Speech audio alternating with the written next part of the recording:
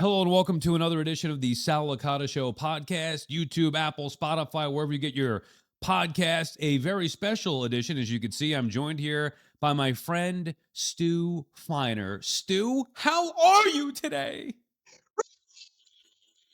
Listen, Sal, first of all, love you, miss you, never stop watching you at 6 o'clock Eastern. So it's not like you ever left my life at all. You've been a mainstay with the Mets. You're the Mets go to, regardless of all the Evan and, whoever else thinks they know baseball in this state, country, county, city, town. You're my guy. So you know that.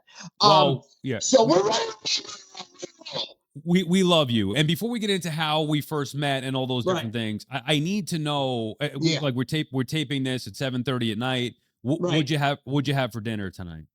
I went to this incredible, as good as I've ever had in my life meal, Bruno's in Howard Beach.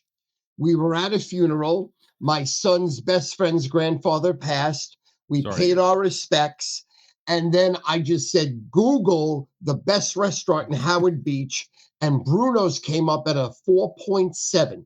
So we immediately drove there. And it was as good as any meal I've ever had in my life. I had the Bronzino and linguine white clam. So I had two full meals. But prior to that, had their eggplant rollatini, which was to die for. I had these beautiful, like cauliflower flowers that were breaded. They were unbelievable. I had a dozen baked clams. I had 9. My son had 3. And we were with his girlfriend. And it was just like one of the best meals I've ever had in my life. For dessert, cannoli, spumoni, tiramisu, just the best ever. So if you're ever in Howard Beach, or if you ever just want a restaurant that's a bucket list to die for, old school, expensive, you're going to pay, but old school Italian, Bruno's in Howard Beach. I got to tell you, I think you're second to none as far as energy, both energy, love for mulch, and also posting food on your socials because it's nonstop. Your breakfast, the omelets. I'm like, Jesus. And then maybe this is a weird question, Stu, but like, what are your bathroom habits like? Are you going multiple times a day because of all that food that you consume? I'm consistent. I'm good for like 20 pp's, but I'm drinking 200 to 300 ounces of liquid. Okay. So 20 pp's and at least 2 to 3 poopies. I mean, 3 seems excessive for a day, but with all those calories you're consuming, I'm eating between 5 to 20,000 calories a day. Do you just love eating? You make me love eating even more, but do you just love it? How I feel is this. First of all, I mean, obviously, eating my wife's vagina has to be number one. You know what I'm saying? I mean, let's talk. But after that, yes, more than gambling, more than winning, more than making millions of dollars, thousands of dollars, hundreds of thousands of dollars, being right, having, proving people wrong, people looking at me like I'm a moron. They ask me a question, they're like, how did you know the answer? I go, I'm Stu Feiner. You're fucking not. Yes. Food for me is right under sex, like number 2. If Sandy wasn't a 10, it would be number 1. You know what I'm saying? Not only do I think you're highly entertaining, one of the reasons why I really started to like you, and I'll get into the story about how we met initially. I don't even know if you remember the first time that we met. We've met at least twice, maybe more, but I don't know if you remember the first time. But one of the reasons why I really like you is obviously you're out there and you're funny and you're entertaining and all those things, wacko. But I think you're just a good dude with positive messaging nonstop. You swim in those laps, you wake up, good morning, everybody. You're really lost in the tornado that is Stu Feiner is a really positive individual that I personally like. I love you and thank you. And that's why it works. I mean, that's why I'm able to, like, I'm like bulletproof. I'm like Donald Trump, bulletproof. Like, I can do anything, I can say anything, I can act any way. And, literally from Dave Portnoy to Donald Trump to you will go, oh, that's Stu being Stu. You know what I'm saying? So, look, I'm a good father, I'm a good husband, I'm a good friend. I've been generous my entire life. I've given away. I've trusted people for millions, and I've got beaten more than I've got paid back. So, I mean, bottom line is this, God knows that, people know that, everyone knows that, because, do unto others as you want to be done unto you. My father taught me that. And that's basically the way I live. And I live like I'm going to die tomorrow. I don't take tomorrow for granted. When I go to sleep tonight and I make plans, who knows, especially since now I'm 65, where, like, these problems with the diabetes and me eating sugar, and really my A1C is 9.7. And, I'm an amazing athlete. I'm an unbelievable athlete. I have Mm. unbelievable stamina. I ran the marathon in 2017. I went from 220 to 174, and Tiki Barber only beat me in 2017 by a minute and 4 seconds. So think about that. I went from 220, 174, ran 512 miles, 3 months, 3 weeks. So I'm in amazing shape, but at 65, you never know. You're like, 65 is a pretty fucking great year. Considering I thought, Sal, be honest with you, I didn't make a mistake from when I was 18 to probably 30. 12 years, perfection. Everything I touched turns to gold. Was making millions in the 90s, had the biggest house, making the most money. I was the most popular. I had my own TV show, although then I was paying 100,000 a week, but I was on every sports channel, especially before 1994. Rupert Murdoch bought all the sports channels because he bought the NFL programming in 1994 from CBS. He stole it. He paid more. And but he had no sports channels to show it. So he bought every sports channel in the country up until then, from 89, 90, 91, 92, 93, and 94. I was on the sports channel paying them the money. He bought the sports channel, threw me off, took me off 80% of my markets. That was like horrible. And then battled back through just winning and promotions and having fun, people love me because I'm not afraid to say that if I was 2 inches shorter, I would be perfectly round. Well, that Conrad Dogma saw me in a restaurant in 1990 at the Super Bowl in Biloxi, Mississippi, and said to me, "Hey, you know something? If you were 2 inches short, it'd be perfectly round." The NFL player Conrad Dogma, supposed to be like the meanest guy in the world, hysterical. I didn't realize how short you were. I get that a lot. I don't know, maybe like on the radio because I was loud. People think I'm tall. Whether How it's tall are Aaron you? Boone, I'm 5'10". That's All like right, that's so I mean, look, I'm 5 inches shorter than you. I'm 5'5". right. I think 5'10" is normal. But when I first saw you, and do you remember where we first met? No, You had no guesses whatsoever. no. We met like 2 times, only 2 times. Do you even remember the 2 times, or were you high? I remember both times. I probably was 100% high. What are you talking about? You definitely were high. Yes, yes, The the 100%, both the times. first one was at Boomer and Geo live at the boat show. They did a Right. morning I remember show that. Of course, I by the remember boat. that. That was Told the you I first time. loved you. I love you, Sal. I said No, that. no. I know I didn't expect you to necessarily remember, but the Boomer and Geo, that boat event was the first time. Right, And I remember I was like, "Oh, Stu Feiner," and I couldn't believe how short you were. And then right, we met, but you were also, great dude, big hug, all that stuff. right. No, And no, then no. Of we met at JJ's wedding. That you remember? course, we hung out. Do you remember that, or don't you I remember? remember both. Good. Oh, I'm just making sure. But yes, My days are filled with Donald Trump, Elon Musk, Robert Hulk Kraft. So if Hogan. I don't remember you the two No, times, not I love you though. no. It's well, right. And I remember it because it was like, wow, I can't believe this loud, big personality that climbs on top of mulch and runs laps with his dog and dives in the pool with his shirt on is that short. But In obviously, the Listen, in the 80s, I met customers and they were like, "God, I can't believe this is you. I thought you were like 6'4". Everybody, if I saw 10 customers in a row, they go, "God, are you small?" He goes, "I thought you were 6'4". so how did you get back on the map? I know the famous Colin Coward call. How did you go from where you said you were on TV, Murdoch took you off. How did you go from that to building back up to where you are now, obviously with Boomer Well, still I doing mean, that show? so from 89 to 94, I was spending 100,000 a week on markets. He took literally like 60% of them. So then I was still spending 40,000 a week on the sports channels Thursday night, Friday night, Saturday morning, Sunday morning, from 89 to really like 2003. The show was The Sports Advisors. And then I had a score phone network where I had 200 score phones in 200 different cities. Score phones at the time in the 80s and 90s were the internet. Gave you scores, odds, lines, injuries, weather reports, pertinent information, past performances, trends, future matchups, talking about the games, analyzing the games and stuff. And they gave it to you for free. I gave it to you for free. And then all of a sudden the internet gave it to you for free. So what happened was the internet I was not ready for. So it actually put me out of business. I had like a $20 million business that was probably looking to be $100 million business, and it went to a $0 Wow. business. You were still in the same spot on Long Island at that Same time? spot. Okay. Yeah, 1990. I had my house, 2.58 acres. I bought it 7.8 acres, and then I started chopping it up in 1994. I Wow. pay. Selling I it? built. Yeah, I sold a 1.8 acre side field right next to me that we used to ride horses on and play football and lacrosse and all sorts of sports, frisbee, running, everything.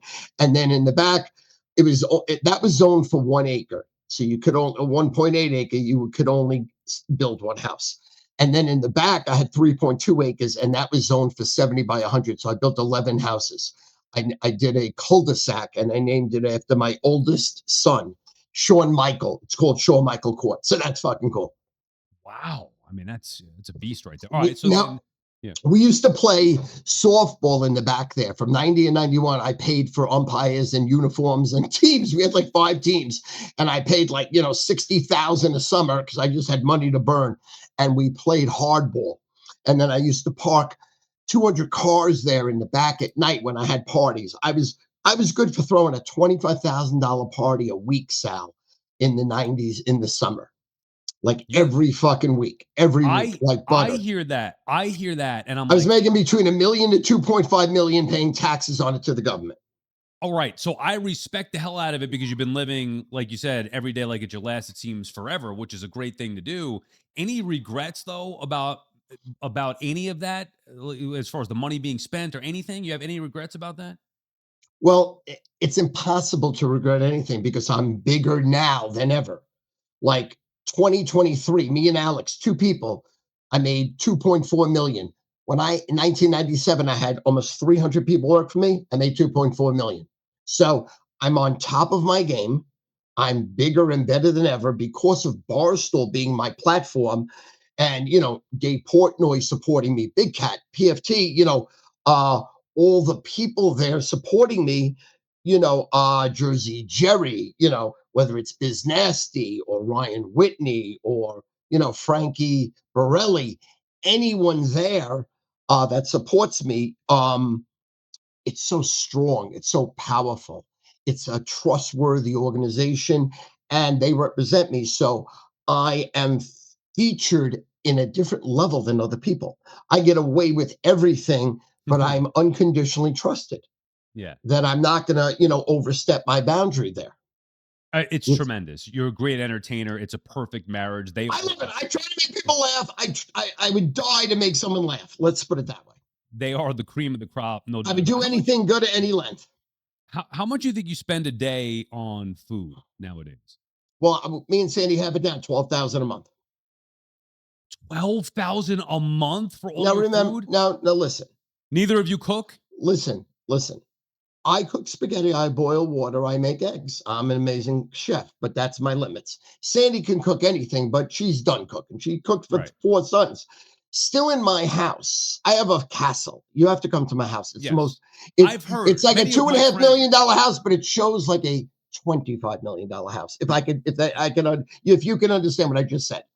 People have been there. People have been there. They've told you. I've invited you to a party. I had 731 people May 1st, 2022. You just didn't come. You know what I I know. mean? I I said, well, invited you. Stu didn't remember when we met. Fuck him. We don't need to hang out that day. I But no. remember like it was yesterday. Stop.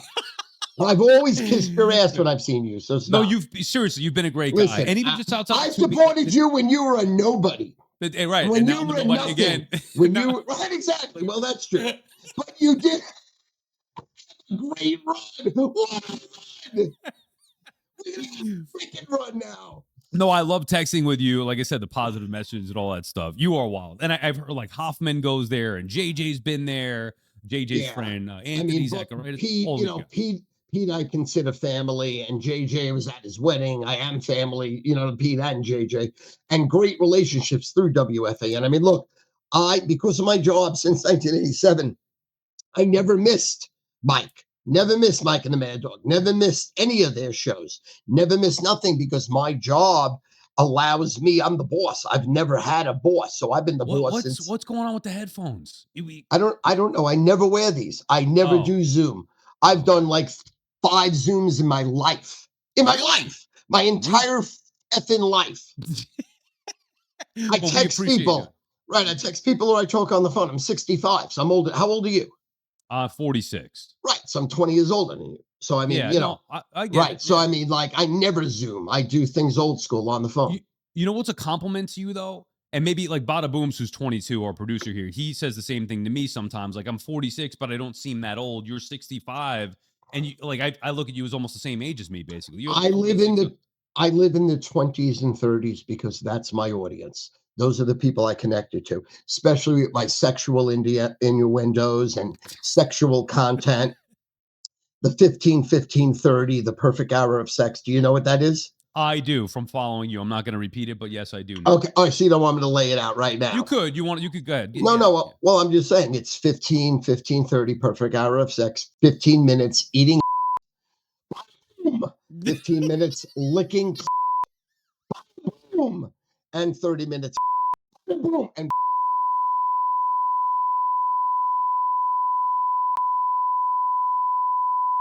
we're going to ram that into the ass and the vagina on these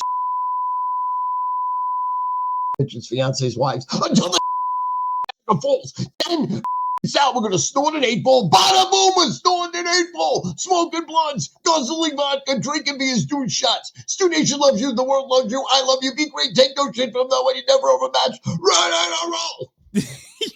You are an animal. How much do you spend on mulch a year? Do you think? Well, I go through 40 yards and then 20 yards, so 60 yards a year. That's all I know. Because for me, 60 yards. it, dude, like I look at I don't even want to do it. Some guys are like, oh, you have to do the mulch. I I'm have like, no. 2.58 sprawling acres, breathtaking. When you come to my house looks like the fucking, like the Rockefellers' house. Looks like the White House. There's mulch everywhere. The place is labor intensive. It's labor intensive because there's a ton of areas that have like flowers in them. Do you So you ever have think to. about moving because you love the pool so much? Well, I would never sell the house, but I would have a second house. Like this year, we're going to Sicily and Florence for 2 weeks. So we're doing trips out of the country. The following year, we're doing Sicily again and Greece. Have you been before to Italy? I went to my honeymoon 17 days, 1988, March 12th, 17 days through the 20, so whatever, through the 30th or whatever. Yeah, we did Italy, we did Florence, Venice, Rome. Wow. So that's what we did there. What is this like? And So then what do 10 you years later, we did France for our 10-year anniversary. And that's the only 2 times we were in Europe. really only two Yeah. times ever? Because you've Yeah, just well, been I working. work 7 days a Yeah. week. I work Well, 7 days a week, 24 I hours a got day. you. You know what I Hey, mean? The only, listen, by the grace of God, I've been so blessed with the ability to, people trust me and I always make money. So every day I don't work, I lose fucking money. You know what I mean? Like right. I lose money. It's not like, I could lose 1,000 to 5,000 a day, even in the slowest time of year, depending upon that client that calls me and needs me. So that's what I was going to ask you now. Like after the Super Bowl, obviously the big betting season is all college football and all NFL. We all know No, that. no, no, Okay, and no. explain. College basketball. Really? Just right in. Colle- So right after the Super College Bowl, right? basketball is as big as NFL, as big as college football, bigger than baseball, bigger than NBA, bigger than Even NBA pre-March, championships, bigger pre than pre. NHL. College basketball from January through the NCAA tournament champion crown is amazing. You Every night, so you, every night, there's one or two games that are playoff intensity and legendary, Performances. How do you then like for me at least, I'll bet during the football season primarily. Sometimes baseball, whatever, I'm not sometimes betting. basketball. People are paying me for my picks. Right, They're but paying. still, but I still have a, it's I have a decision on any game that if it wins, I could win 300 to 50,000. right. So that's what I want to get to. The Right. the the action. But I've been doing it since 1979. I know, Think of but how even long that even is. more so the stress that Or it's the other way. My heart has been conditioned to be strong under extreme adverse emotional situations. Like if there's a tragedy or there's a catastrophe, you want me in charge because I'm going to be like this no matter what. So that's how I look at it. what Like do you remember the worst I'm you battle tested every night with stressful situations and decisions every night. right, like Never not a night. I'll see Never your not a videos, night. the multiple TVs, and I'm like, Right. God damn, like I get secondhand anxiety and stress from it. And afterward, whatever, winning and all that stuff. You remember your worst beat ever? Um, I know a $1 million losing beat when Pete Carroll, that scumbag piece of shit, Russell Wilson, that low life whore cocksucker, threw a pick. that Super Bowl Seahawks. Well, no, that exact play. That Right. Oh, exact play. Because that one play, not even the that result of ended the the game. game. That Yeah. ended the game. Oh, $1 million the wrong way. So that would say that's the worst beat in recent time. What about the most euphoric victory you've ever tasted? Well, I mean, that goes way, way back. It goes back to Dallas Cowboy Jimmy Johnson's first Super Bowl against Buffalo at the Rose Bowl, when they blew him out. I think Michael Jackson was the halftime show. I stayed at the Ritz Carlton, and next to my room was O.J. Simpson and Paula Barbieri. He was dating her. She was like a model and a European star, gorgeous, drop dead. He was so drunk. His hands were 5 times the size of my hands. He shook my hands, and this is way before he was a murderer. Um, he shook my hand, and he wouldn't, and like he didn't mean to, but he wouldn't let it go. It was up to like my elbow. That's how big his hands was.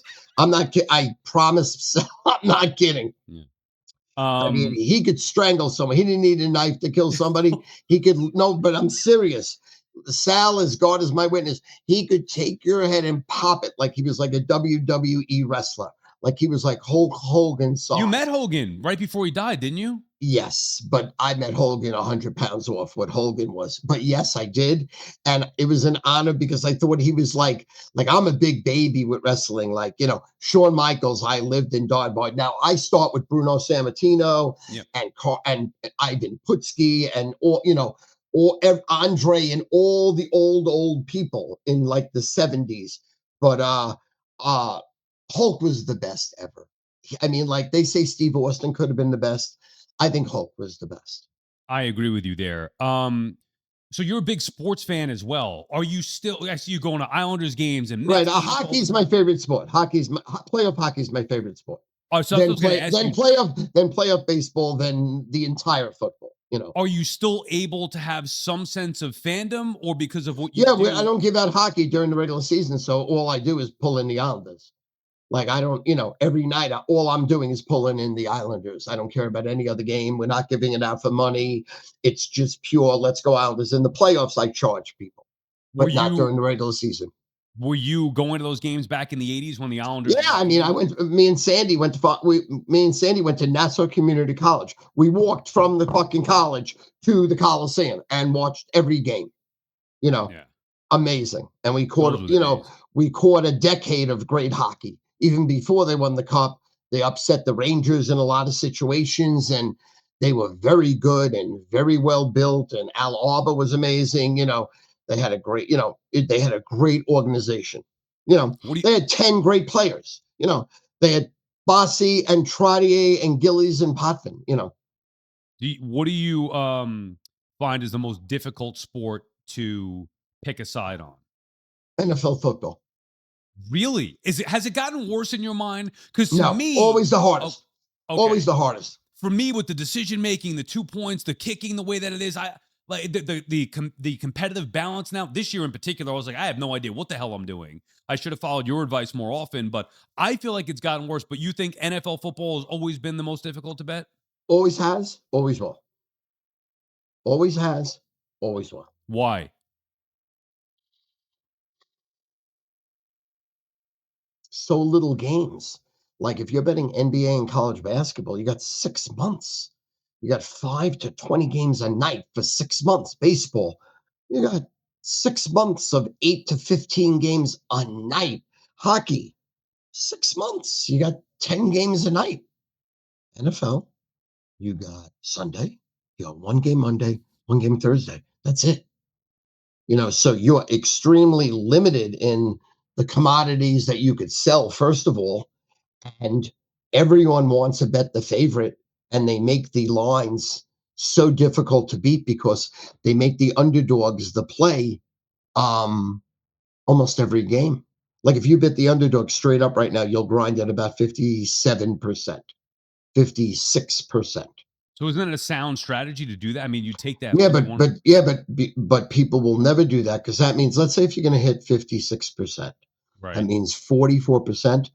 You're going to be on the wrong side, having the inferior team against the superior team, and you're going to get your dick kicked.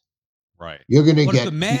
if the math I says I don't 57%, care. You still. How about for 3 months straight? You got to watch every game you bet lose 44-0. right.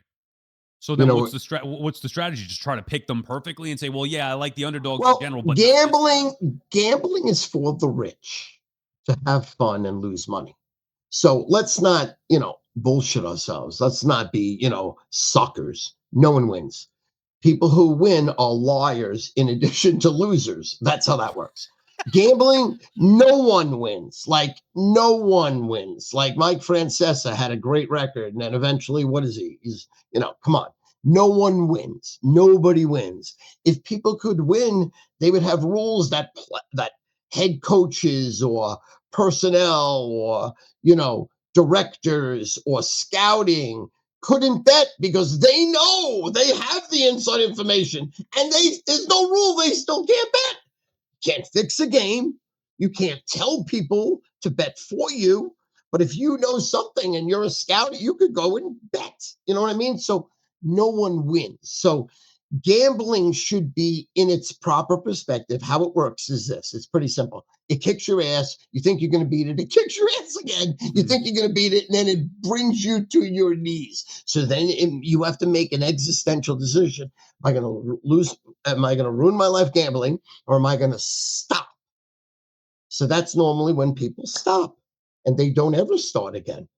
Now people are getting involved with these player props and with all the props and with all the fantasy that you can bet $1 and win thousands, hundreds of thousands, Right. millions, hundreds. So that's a different genre. It's a different area now. So per se, like the United States now is almost like Europe, where gambling's been legal for 200 years. Sports gambling's been legal for 200 years. Not a big deal. You bet on soccer, you bet on everything. You bet on tennis, you bet whatever, golf, whatever. You bet on sports.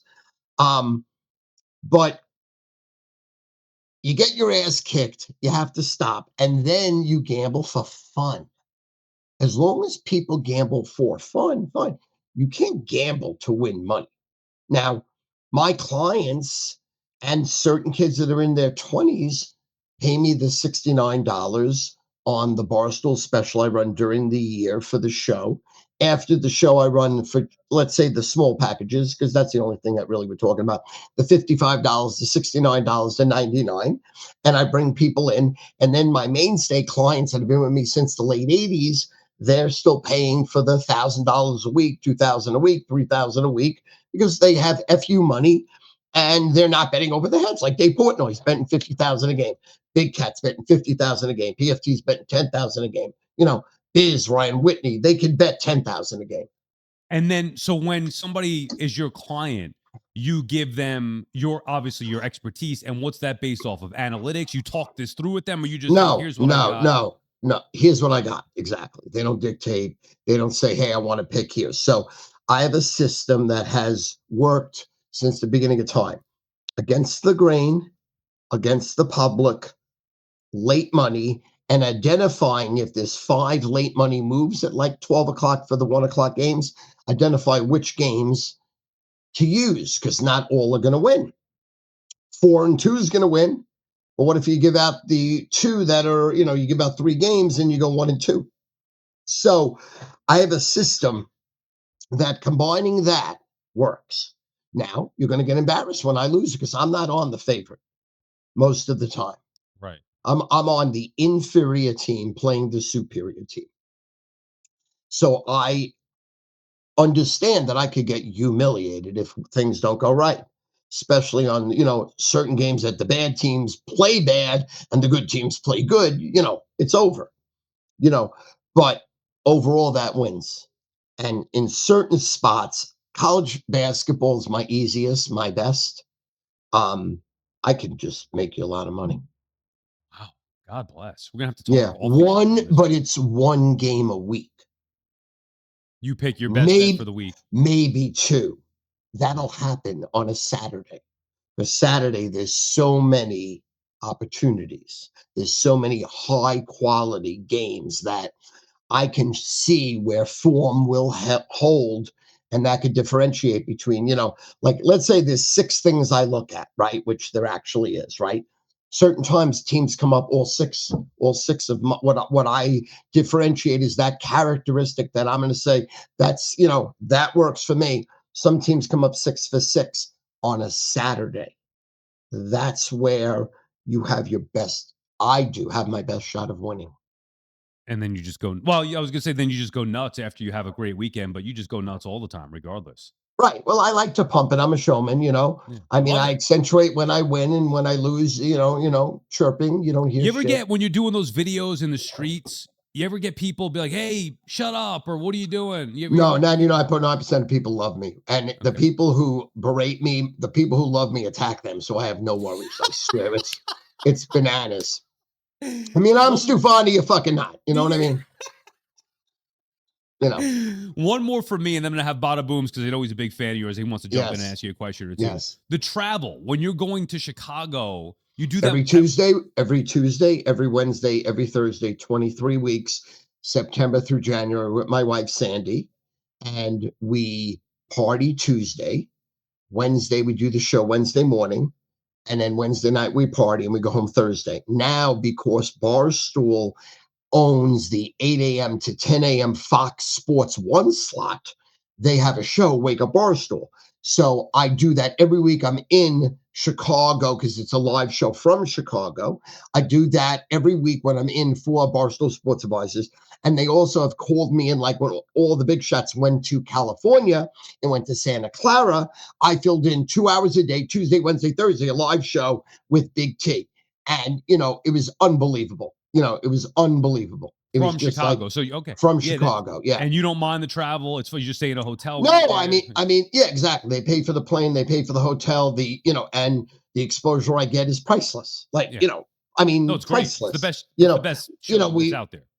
Brock Eward, we interviewed Matt Hasselbeck, we interviewed Rachel Nichols, we interviewed like people like that, and they were like so friendly, and I was able to, I was at 16 Super Bowls myself, but I've watched every minute of every Super Bowl for the last 50 years because you have to, especially in the business I'm in, and I watch every sport, and because of all the TVs, I'm able to watch a very teeny amount of everything every night. No matter what sport it is. You watch That's TV what at it all, is. like shows or movies or anything? Um, Not really. I don't have Okay. time anymore, but I did certain times, The Sopranos, and I watch reruns now of everything. You know, Big Bang Theory. I'm a Big Bang Theory guy. I Okay. love that. I think that's the best show ever. Wasn't my thing, but all right, Bada Booms. You have any questions here for Stu before we let him go? We really appreciate your time, Stu. It's been fun to get to know you on What's going on, brother? Stu, I just want to say I You fucking look love like you, a man. young. I fucking love you. You look like a young me. Oh, that what a compliment. That's one of the best compliments I could ever. Yeah, I mean You're the man, Stu. that means you're a fat slob, but you're adorable. I love it. Stu, I don't know if you saw it. You had me fucking cracking up the whole time in the little corner down there. Good. I didn't see. Where were you? Here? Yeah, I was in a We're here? little. I was I in a did. little. You know. Oh, all right. Good, good, good. Well, Get to the you know, question, will you? Good Oh, God. Stu, as you could tell, you call me a fat slob. I love it. Any day of the week, any minute of the day, you call me a fat slob, Stu. I want to ask you, where's the best penne al vodka in the world? you know something? I mean, that's a very simple dish to make. So, in my opinion, any top notch restaurant, Italian restaurant, will make that great. So, the best penne alla like, so then you're asking me, what are my favorite Italian restaurants? Yes. So, I mean, Puccinella in Massapequa would be number one, probably. Then Chris and Tony's in Syosset, number two. Vittorio's in Amityville, number three. Um, and then La Palma in Huntington, number four. Buterres in Syosset, number five. So those would be the top five. So any of those would make you a killer penne alla vodka. Thank you, Stu. I wrote them all down. I'm gonna rewatch it and take my lady there. All That right. was your trick. How are things? How are life? One day at a time, baby. One day at a time. Now, where are you from? What state did you? Were So you go? I'm from Connecticut. My family's from Brooklyn, New York, originally. Oh, that's where I'm from, Brooklyn, New York. Look at that. I was born in Maimonides Hospital. Everybody that's Brooklyn moved to Long Island. Yeah. Did you besides mine. take notes on the 15, 15, 5 Oh, theory? I was like this. 10, 15, I 15? found a pen and paper, so I'm gonna use that next. The easiest thing to get laid right now is to say that you're friends with Stu Feiner. Because first of all, the woman already knows you know how to fuck, eat ass, lick clit. That's number one, two, three. Number four, I know Dave Portnoy, which I mean, every woman in the world is on their knees. You know, their pussies are drooling for Dave Portnoy. I mean, he's only worth 400 million. Only owns like $30 million house in the Keys, a $50 million house in Nantucket, a $25 million house in like Boston. Like two $10 million pads in Manhattan. What else do you need to know, right or wrong? I mean, like really, right? I mean, that guy's the world by the Saratoga. balls. Right. Right. Oh, excuse Yeah. me. $10 Come million on, house in Stu. Saratoga. Right. Right. Exactly. Right. It's like, who knows what he's doing? But so like, look, life is good. Life is good. And look, I'm wearing my perfect dive shirt. The pool opens May 1. I'm having an insane, incredible party for Frank the Tank. When he could weigh 250, he could dive off my diving board. He came to my house at like 485. He came through the door. He looked like a giant, like Hobbit. It was like Bilbo Baggins, 8 Bilbo Baggins, and Frodo. That's what he looked like. And now he's like 285. Yeah, he looks great. So, skinny mini now. so 35, no, like he's gonna weigh 185. 185, he'll look perfect. You know what I mean? Wow. Like he's shorter than me. He's like 5'4". Really? Yeah. I didn't know that. I didn't know he was that short. 5'4". Yeah, he's shorter All than right. me. So you gotta send us the invite to that party. We'll be there. 100%. And then, but forget about that party. Pool opens May 1. You got to come May 1. We'll golf at Bethpage Black. I'm a big shot now on the Bethpage on the PGA Tour. I'm going to the PGA, which is the second major in Philadelphia. And I think I'm going to hit in the par 3 with all the pros. Scotty Scheffler's like my biggest fan. And I was the voice of the Ryder Cup. You know that, right? I mean, I saw. Yes. I mean, do you know what a get that is? John Hamm and me. And I beat John Hamm out. Now, his penis is 10 inches. Mine is like 6. He was a 4-inch bigger penis, John Hamm. And, but I beat him. I'm not John Hamm. I'm 1/10 of John Hamm, but I beat him. Yes. So I'm going to be able to, I think, golf in the par 3 with the pros that Tuesday because all of them love me and they put me up for the voice of the Ryder Cup. If you could believe that. They're like, what about Stu Feiner? And they love me. They love my 15, 15, 30. I fire them up. They're pros and they fuck everything that walks. I screwed that up before 15, 15, 30. I got it wrong. So I wrote it down now. I'm good to Right. go. Perfect hour of sex. Get it right, Sal. Stu, one day it would be my honor to do numbers with you at the Yankee Legend seats in a little, food area. Let's do it. Do you get the tickets or do I get the tickets? Who has the I'll take care of you, Stu, when I'm able to. So that might take some time here, but listen, the equipment manager is my best fucking buddy. I'm not gonna beg you. It'll be I want to take you. I didn't ask you to beg. I didn't say beg. Hey, You're fat enough. fat and begging don't really work. Just shut the fuck up. He's on minute Just say 5 of thank the you, fifth Stu. hour. Bada bingy boomy baba. What's going on here? Just All say right. thank you, Stu, you motherfucker. Thank you, Stu. You're a legend. I am. All right, Badabooms. Stu, thank you so much Love for you, your time. Badaboom. Sal, love you. We really appreciate it. Best of luck Love with you. everything. We'll be in touch soon. Thank you. Badabooms, cut this up. Make me look good, because I'm a right? I'm fucking dumber than wood. Fucking love you.